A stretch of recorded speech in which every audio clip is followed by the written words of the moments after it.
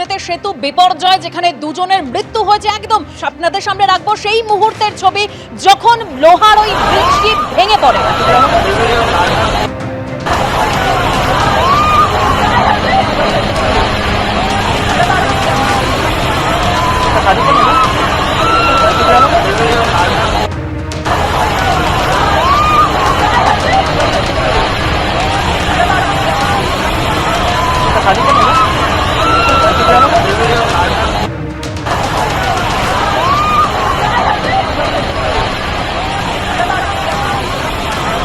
যে ছবি আপনারা দেখতে পাচ্ছেন ব্রিজ ভাঙার একেবারে তার ঠিক পরের মুহূর্তের ছবি দেখতে পাচ্ছেন, মানুষ যে জলে পড়ে গেছে, একেবারে মানুষজন সেই ছবি ভেসে যাচ্ছে, যে ঠিক সেই ছবি ধরা পড়েছে। কারণ যেরকম আমাদের প্রতিনিধিরা প্রতি মুহূর্তে আপডেট দিচ্ছিলেন যে অনেকে সেখানে জড়ো হয়েছিল, সেটা একটি টুরিস্ট প্লেস, সেখানে 500-রও বেশি মানুষ জড়ো হয়েছিলেন, এরকমই তথ্য সামনে এসেছে। এবং ওই যে ব্রিজ, যে ছবি আপনারা দেখতে পাচ্ছেন, লোহার এই ব্রিজ, যেখানে 100 থেকে 120 জন সেই মুহূর্তে ছিলেন।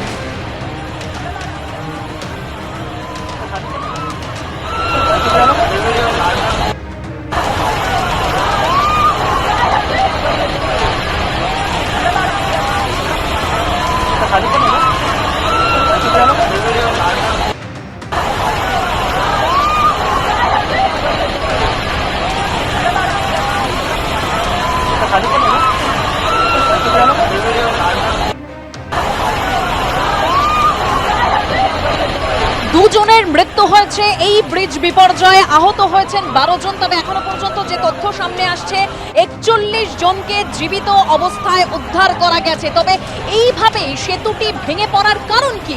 এই সেতুটি ছিল অনেক পুরনো, জরাজীর্ণ। এই সেতু ভেঙে তলিয়ে গেছেন পর্যটকরা।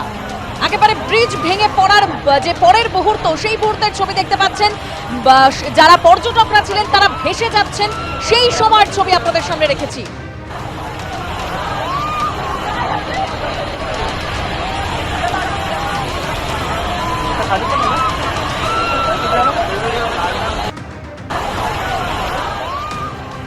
अभी तक तो आधिकारिक तौर पर 2 लोगों की मौत की पुष्टि की गई है, लेकिन जिन हम 32 लोगों को बचाने की बात कर रहे हैं, इन 32 लोगों में 6 लोग बेहद गंभीर, इस शब्द को मार्क किया जाए, बेहद गंभीर रूप से घायल हैं और उनको अस्पताल ले जाया गया है। और ये बिल्कुल सही कहा आपने कि ये अभी तक जानकारी नहीं है कि उस ब्रिज पर जो हिस्सा गिरा है, उस ब्रिज पर कितने लोग थे। क्या ये संख्या 15 थी, 20 थी, 22 थी, 20 से कम थी? क्योंकि उस ब्रिज को आर पार करने के लिए कोई रजिस्ट्रेशन तो होता नहीं है। जो घूमने आते हैं वो लोग भी इस ब्रिज का इस्तेमाल करते हैं, जो स्थानीय लोग हैं, जो गांव के लोग हैं, वो भी इस ब्रिज को आने जाने के लिए इस्तेमाल करते हैं। लोकल स्तर पर लोग बाइक लेकर इस नदी को पार करने के लिए भी इस ब्रिज का इस्तेमाल करते हैं। तो कोई आंकड़ा नहीं है कि उस ब्रिज को उस समय कितने लोग पार कर रहे थे या कितने लोग ब्रिज पर खड़े थे, लेकिन जो क्षेत्रफल देखे उस ब्रिज का, एक हिस्सा देखे लोहे का, तो ऐसा लगता है कि उस ब्रिज पर अधिकतम कैपेसिटी 25 के अंदर ही रही होगी। इसलिए हम एक अनुमान लगा रहे हैं कि 20 से 22 लोग बह गए हैं। हालांकि किसी के पास आधिकारिक आंकड़ा नहीं है। पानी का बहाव ज्यादा होने की वजह यह है कि ठीक ब्रिज से लगकर ही एक बांध जैसा बनाया गया है, बांध ही एक छोटा बांध है और वहां से वाटरफॉल बनाया गया है। वही वाटरफॉल देखने लोग जाते हैं और उसका बहाव बहुत अधिक होता है। पानी में गिरने से ज्यादा चुनौती ये है कि नीचे पथरीली जमीन है, एक बार कोई उसमें फंसता है तो उसे बहुत गंभीर चोटें लग सकती हैं, और अगर शरीर चेहरे पर लग जाए, सिर पर लग जाए तो काफी गंभीर चोटें आ सकती हैं। और एक जानकारी मुझे अभी जो मिल रही है, मैंने स्थानीय लोगों से एक मैसेज के थ्रू बात की, तो वो कह रहे हैं कि ये जो ब्रिज है लगभग 30-32 साल पुराना है। आधिकारिक बयान आना बाकी है, लेकिन 30-32 साल पुराना है। ब्रिज का जो पिलर है वो मजबूत है, लेकिन जो लोहा है, जो लोहे का ब्रिज है, आयरन ब्रिज, वो जर्जर हो चुका था, जंग लग चुका था, उसका मेंटेनेंस नहीं था। और ये वजह हुई होगी कि ये जो लोहे का पुल हिस्सा है वो ढह गया और जिसकी चपेट में आने से 20 से 22 लोग पानी में गिर गए, बह गए। तो कहीं ना कहीं ये सवाल उठता है कि किस प्रकार की लापरवाही बरती गई, क्या इस पर किसी का ध्यान नहीं था, किसी के संज्ञान में नहीं लाया गया, या अगर ये ग्रामीण क्षेत्र में आता है तो वहाँ की प्रशासन क्या कर रही थी, जो ब्रिज मेंटेनेंस विभाग है वो क्या कर रहा था। तो तमाम सवाल भी खड़े होते हैं। और जानकारी ऐसी है कि ये 30 से 32 साल पुराना ब्रिज था। कुछ साल पहले, यानी हाल फिलहाल में कुछ साल पहले पेंटिंग का काम हुआ था, लेकिन मरम्मत जैसा कोई कार्य नहीं हुआ था। इस प्रकार की जानकारी हमें स्थानीय लोगों ने दी है, जिस पर अभी आधिकारिक बयान आना बाकी है।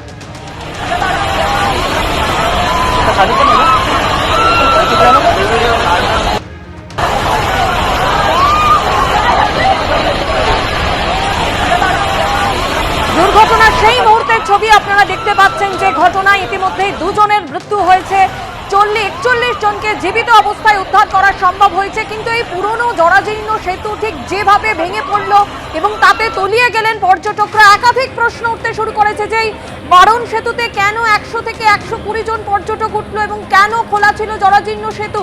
30 বছরের পুরনো এই সেতুতে এই যে এত পর্যটক উঠলো, কেন কোনো প্রশাসনের নজরদারি ছিল না? এই প্রশ্ন কিন্তু ইতিমধ্যেই উঠতে শুরু করেছে এবং এই ঘটনা ইতিমধ্যেই দুজনের মৃত্যু হয়েছে। উত্তাল নদীতে ভেসে গেছেন 25 থেকে 30 জন পর্যটক, এমনটাই জানা যাচ্ছে। এখনো পর্যন্ত 41 জনকে জীবিত অবস্থায় উদ্ধার করা সম্ভব হয়েছে। আর এই নিয়ে পোস্ট করেছেন মুখ্যমন্ত্রী মমতা বন্দ্যোপাধ্যায়। তিনি লিখেছেন, আহমেদাবাদ থেকে রুদ্রপ্রয়াগ পুনে পরপর বিপর্যয় নিয়ে পোস্ট মমতা বন্দ্যোপাধ্যায়ের। রেল থেকে বিমান এমনকি রাস্তা একের পর এক বিপর্যয় স্তম্ভিত। পুনেতে নদীর উপর ব্রিজ ভেঙে পড়ার ঘটনা, মর্মান্তিক পরিণতির আশঙ্কা রয়েছে। এখনো অনেকে নিখোঁজ রয়েছেন, মৃতদের পরিবারকে সমবেদনা। এক্স পোস্ট মুখ্যমন্ত্রী।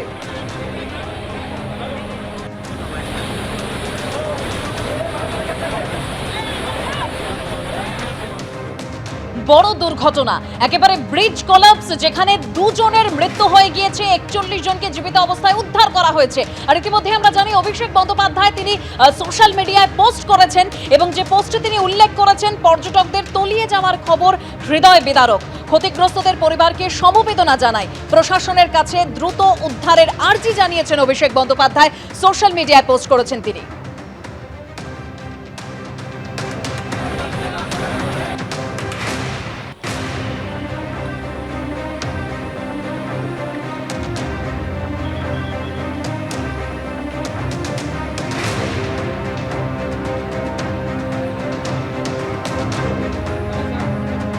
আর এই ঘটনার পর কুণাল ঘোষ তিনি বলছেন, পোস্তায় ব্রিজ বিপর্যয় নিয়ে প্রধানমন্ত্রী বলেছিলেন অ্যাক্ট অফ গড নয়, অ্যাক্ট অফ ফ্রড। তাহলে মহারাষ্ট্র গুজরাট নিয়েও একই কথা বললেন মোদী, এমনটাই মন্তব্য কুণাল ঘোষের। আর পাশাপাশি আপনাদের সামনে রাখবো শ্রমিক ভট্টাচার্য, তিনিও কি বলছেন।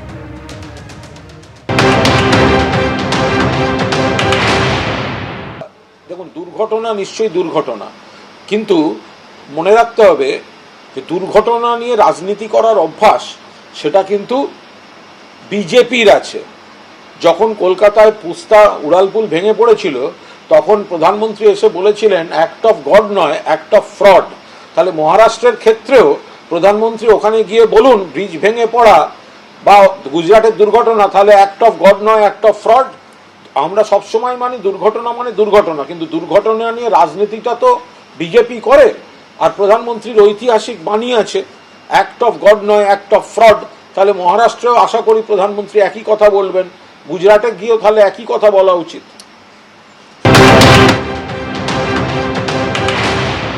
এটাই বলবেন যে পোস্তা ব্রিজ যখন তৈরি হচ্ছিল তখন সেটা নির্মীয়মান অবস্থায় ছিল, এবং পোস্তা ব্রিজ কিভাবে তৈরি হচ্ছিল, কিভাবে হাত বদল হয়েছে, কোন সরকার ক্ষমতায় ছিল, কোন বাড়িকে না ভেঙে কোন দিকে ব্রিজ বেঁকানো হয়েছে সেটাও মানুষ জানেন। মানুষ জানেন কিভাবে মেট্রো রেলের রুট বদল করা হয়েছিল মুষ্টিমেয় কিছু মানুষের স্বার্থে, এবং তার জন্য বউবাজারে বিপর্যয় নেমে এসেছিল। সেটাও ওই অ্যাক্ট অফ ফ্রড এক ধরনের, রেলের খরচা বাড়িয়ে। তো সেটার সঙ্গে এই দুর্ঘটনার কোনো সম্পর্ক আছে বলে আমাদের জানা নেই। তবে এটা ঠিকই, পোস্তার বিপর্যয়ের পরে যে মানুষগুলো মারা গেছেন, যাদের পরিবার সর্বশান্ত হয়েছে, সেই পরিবারগুলোর পাশে তৃণমূল কংগ্রেস কতটা দাঁড়িয়েছিল সেটাও মানুষের জানা। যাবার বেলায় এ ধরনের বিতর্ক থেকে নিজেকে এবং দলকে দূরে রাখলে তাদেরই ভালো হবে।